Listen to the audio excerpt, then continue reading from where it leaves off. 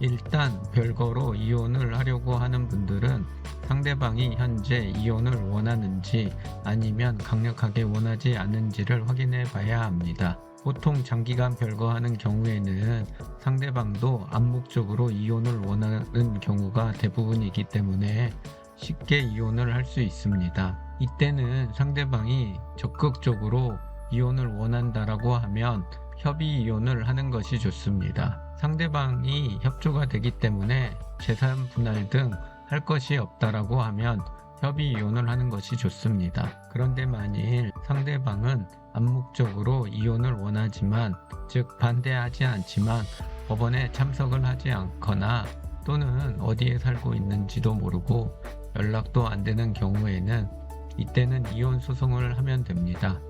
이혼 소송을 하게 되면 상대방이 반대하지 않고 재산 분할 등이 없기 때문에 재판도 없이 끝나거나 또는 한 번의 재판으로 종결되는 경우가 대부분입니다. 즉 시간이 조금 걸릴 뿐이지 이 경우 또한 어렵지 않게 이혼을 할 수가 있습니다. 그런데 만일 별거 기간이 오래되지 않았고 상대방이 강력하게 이혼을 원하지 않는 경우가 있습니다. 이런 경우에는 일단 급할 것이 없다라고 하면 별거 기간을 좀 더 가지고 추후에 이혼 소송을 하는 것이 좋습니다. 별거 기간이 오래되면 오래될수록 이혼될 가능성이 높기 때문에 그렇습니다. 물론 이혼을 원하지 않는 배우자가 유책 배우자라고 하면 바로 소송을 하더라도 이혼이 되기 때문에 하루빨리 이혼 소송을 하는 것이 좋습니다.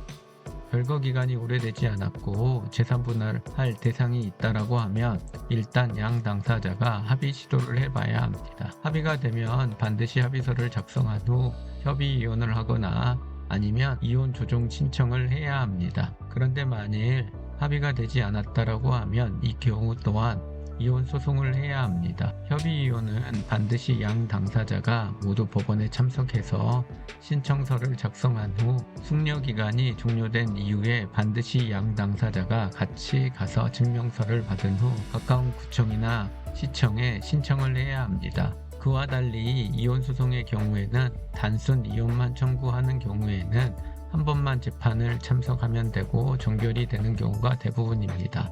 그런데 만일 상대방이 이혼을 원하지 않거나 또는 재산 분할을 다퉈야 하는 사건의 경우에는 재판이 최소 2, 3회 이상 진행이 되고 가사조사관 등을 만나는 등 조금 복잡해지게 됩니다.